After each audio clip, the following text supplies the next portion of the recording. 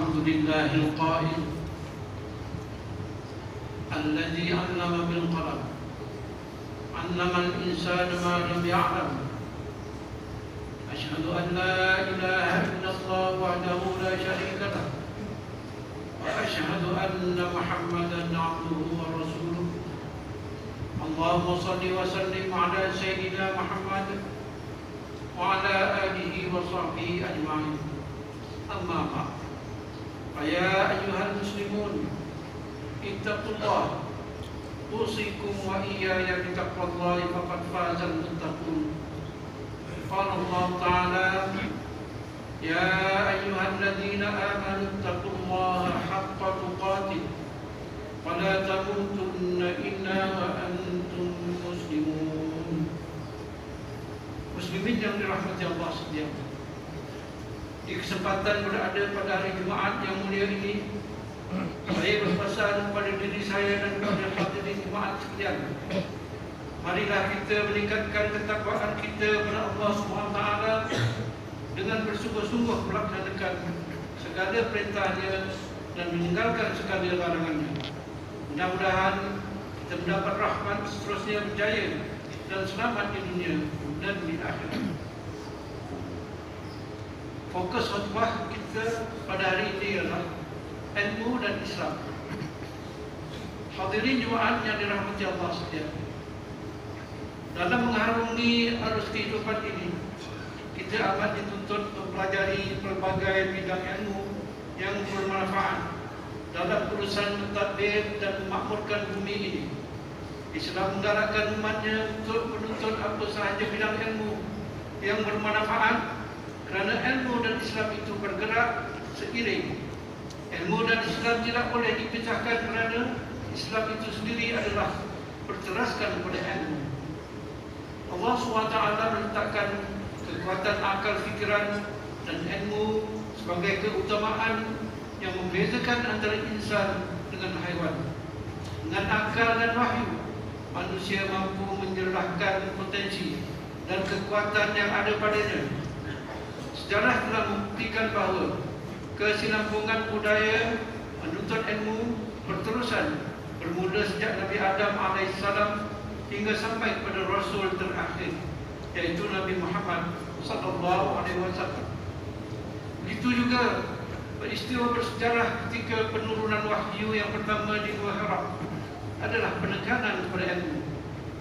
Firman Allah SWT dalam surah Al-A'la ayat 1. A'udzu billahi minasyaitonir rajim. Iqra bismi rabbikal ladzi khalaq. Khalaqal insana min 'alaq. Iqra wa rabbukal akram. Alladzi 'allama bil qalam. 'Allamal insana ma lam ya'lam. Sadaqallahu azim. Bacalah wahai Muhammad dengan nama Tuhanmu yang menciptakan sekalian makhluk. Dia menciptakan manusia dari segumpal darah beku. Bacalah, dan Tuhanmu lah yang maha pemurah, yang mengajar manusia melalui pena dan tulisan. Dia mengajarkan kepada manusia apa yang tidak diketahuinya. Perkataan Iqra apabila diterjemahkan adalah satu arahan membaca dan menjalankan penyelidikan, menjadi kunci kepada orang berilmu. Ayat tersebut juga menjelaskan bahawa Islam menyeru umatnya supaya menjadi orang yang berilmu. Islam juga meletakkan ilmu sebagai asas utama dan landasan untuk mencapai kejayaan dan kesejahteraan umat. Dalam sejarah keagungan Islam, kita dapat lihat bagaimana kejayaan para sahabat dan ulama yang membawa syiar Islam sehingga agama Allah SWT ini berkembang hampir sepertiga dunia dengan berpaksikan ilmu. Contohnya, pada zaman kepimpinan kerajaan Abbasiyah, Utsmaniyah, Konstantinopel dan lain-lain tamadun Islam, masyarakat Islam ketika itu telah memperolehi kejayaan yang cemerlang dalam semua bidang. Dalam semua bidang ilmu, sama ada ilmu fardu ain atau ilmu fardu kifayah. Dari ilmu bintang sehinggalah kepada ilmu seni bina, dalam tempoh lebih kurang 900 tahun antara abad ke-7 Masihi sehingga ke abad 16 Masihi. Oleh yang demikian, Islam telah mewajibkan seluruh umatnya agar menuntut ilmu bagi mencapai kejayaan hidup di dunia dan di akhirat. Malahan, proses menuntut ilmu juga adalah satu usaha yang berterusan sepanjang hayat. Dalam konteks keperluan negara dan zaman revolusi industri keempat ini, negara amat memerlukan modal insan yang bukan sahaja kreatif dan berinovasi, namun ia juga mencakupi aspek akidah yang kuat, syariat yang betul, serta kepribadian yang berakhlak mulia. Hadirin Jumaat yang dirahmati Allah sekalian, Islam telah mengangkat darjat orang yang beriman dan berilmu sehingga ke tahap tamadun yang tinggi lagi dicontohi sebagaimana firman Allah SWT dalam surah Al-Mujadalah ayat 11, A'udzu billahi minasyaitonir rajim. Yarfa'illahu alladhina amanu minkum walladzina utul ilma darajat. Allahu bima ta'maluna khabir. Allah meninggikan orang yang beriman di antara kamu dan juga orang yang diberi ilmu pengetahuan dalam kalangan kamu beberapa darjat. Dan ingatlah, Allah Maha mendalam pengetahuannya tentang apa yang kamu kerjakan.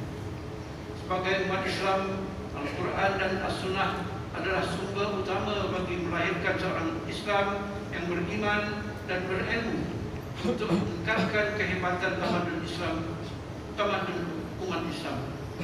Namun jika diabaikan Al-Quran dan As-Sunnah ini, umat Islam akan tersesat kerana lemah iman serta hilang ilmu dan juga kerana melebihkan kecenderungannya kepada urusan dunia. Nabi SAW bersabda yang diriwayatkan oleh Abu Hurairah radhiyallahu anhu, "Taraktu fikum amrayn lan tadillu ma tamassaktum bihima, kitab Allah wa sunnat Rasulillah."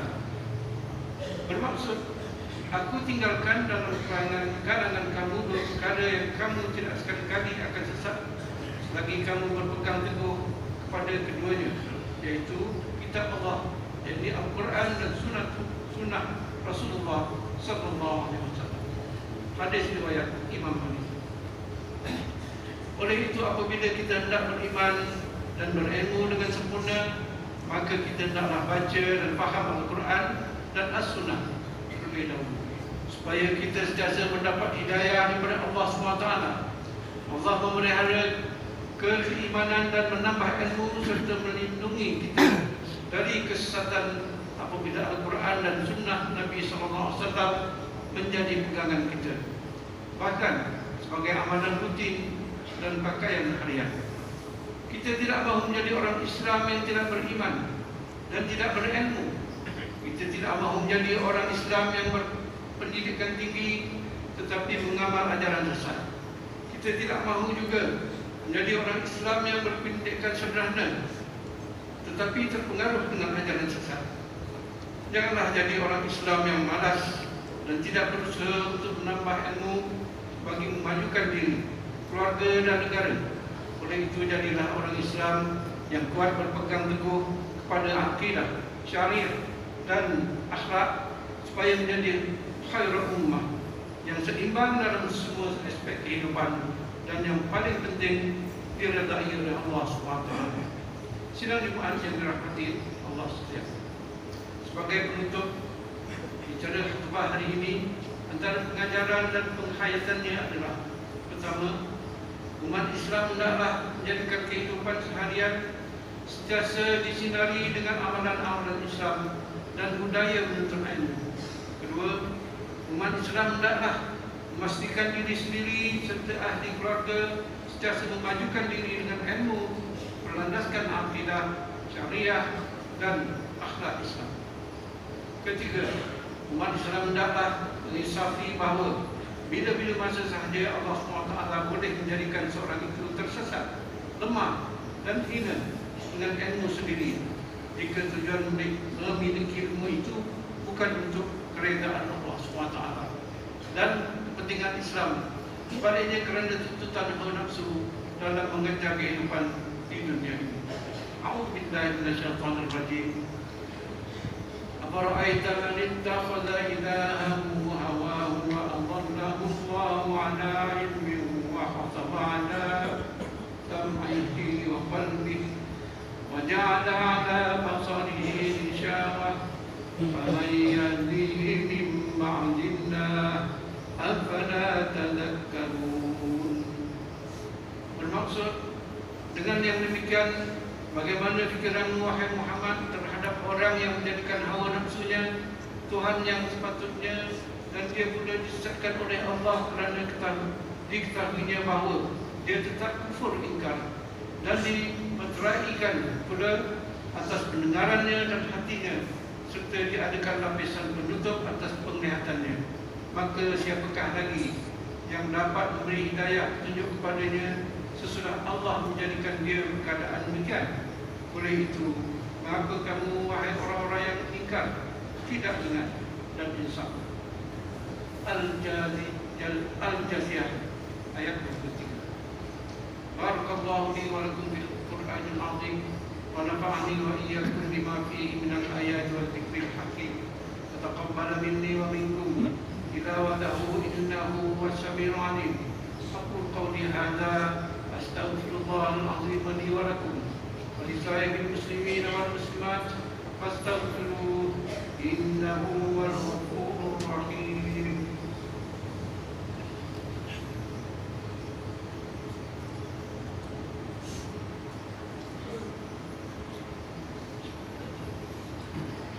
Alhamdulillahilladzi ja'alana minal muslimin wa razaqana minat thayyibat. Asyhadu an la ilaha illallah wahdahu la syarika lah wa asyhadu anna Muhammadan 'abduhu wa rasuluh. Allahumma shalli wa sallim wa barik ala sayyidina Muhammad wa ala alihi wa sahbihi wa man tabi'ahum bi ihsanin ila yaumiddin. Amma ba'd. Wa ya ibadallah, ittaqullah usikum wa iyaya bitaqwallahi faqad fazal muttaqun. Hadirin yang dirahmati Allah sekalian, marilah sama-sama kita bertakwa kepada Allah SWT dengan melakukan ketaatan kepadanya dan menjauhkan diri daripada perbuatan keji dan maksiat. Inna Allah wa malaikatahu yusalluna 'alan nabi ya ayyuhalladzina amanu sallu 'alaihi wa sallimu taslima. Allahumma salli wa sallim ala sayyidina Muhammad wa ala alihi wa ashabihi ajma'in. Allahumma ighfir lil muslimina wal muslimat wal mu'minina wal mu'minat al ahya'i minhum wal amwat innaka sami'un qaribun mujibud da'wat qadiyal hajat. Allahumma a'izz al-islam wal muslimin wa ahlikil kafarata wal mubtadi'ata wal musyrikin. Allahumma inna nas'aluka wa natawassalu ilaika bi nabiyyikal amin wa nas'aluka bi asma'ikal husna wa sifatikal 'uzma an tahfaza bi 'aini inayatika rabbaniyah wa bi hifzi waqayatika samadaniyah. Jalalata Malikinal Mu'azzam Sultan Selangor Sultan Syarifuddin Idrisha Al-Hajj Ibn Al-Marhum Sultan Salahuddin Abdul Aziz Shah Al-Hajj. Allahumma adimil amna wal hidayata wat taufiq was sihhata was salamata min diwali ahli Selangor Tuku Ahmad Shah Ibn Sultan Syarifuddin Idrisha Al-Hajj fi amnin wa salahin wa afiyatin bimanika wa karamika ya dzal jalal wal ikram. Allahumma atina umrahuma mustahini limuwazzafina wal ra'iyati wal bilad wa balligh maqasidahuma fi tariqil huda wal rasyad. Ya Allah, kurniakanlah petunjuk kepada kami untuk mendirikan salat waktu 5 waktu secara berjamaah, menunaikan zakat melalui lembaga zakat Selangor, mewakaf harta melalui Badan Wakaf Selangor, dan menginfakkan harta pada tabung infak jariah umat Islam Selangor, dan kepada anak-anak yatim melalui Yayasan Islam Darul Ihsan. Jadikanlah kami antara hamba-Mu yang menjaga amanah. Kuatkanlah iman kami akan jauhi perbuatan khianat serta jauhi Jauhkan kami termasuk dalam golongan yang mengabaikan tanggungjawab dan jauhi negeri dan negara kami daripada kehancuran disebabkan perbuatan rasuah. Serahkanlah tanggungjawab pemimpin negara kami kepada hamba-Mu yang amanah dan jujur serta tegas, lagi berani menegakkan kebenaran dan melaksanakan keadilan, berlandaskan syariat. Jadikanlah ya Allah masjid dan surau di negeri Selangor rumah-rumah-Mu yang aman, mempersatukan dan menjadi nadi kekuatan ummah. Ya Allah, hindarilah kami daripada semua musibah dunia dan siksaan akhirat. Selamatkanlah kami daripada malapetaka alam seperti bencana bah dan banjir besar yang sering melanda kami. Sesungguhnya Engkau-lah ya Allah yang berkuasa atas segala sesuatu. Ya Allahumma ya dafi'al bala idfa'anna hadzal waba wal bala wal marad wasyada'id wal mihad bidutfika ya latif innaka ala kulli syai'in qadir wa bil ijabati jadir. Rabbana hab lana min azwajina wa dhurriyyatina qurrata a'yun waj'alna lil muttaqina imama. Rabbana atina fid dunya hasanah wa fil akhirati hasanah wa qina adzaban nar. Ibadallah, inna Allah ya'muru bil 'adli wal ihsan wa ita'i dzil qurba wa yanha 'anil fahsya'i wal munkari wal baghi ya'idukum la'allakum tadhakkarun. Fadhkurullahal 'azim wa yadhkurkum washkuruhu 'ala ni'amihi yazidkum was'aluhu min fadlihi yu'tikum wa la dzikrullahi akbar. Wallahu ya'lamu ma tasna'un. Aqimis shalah.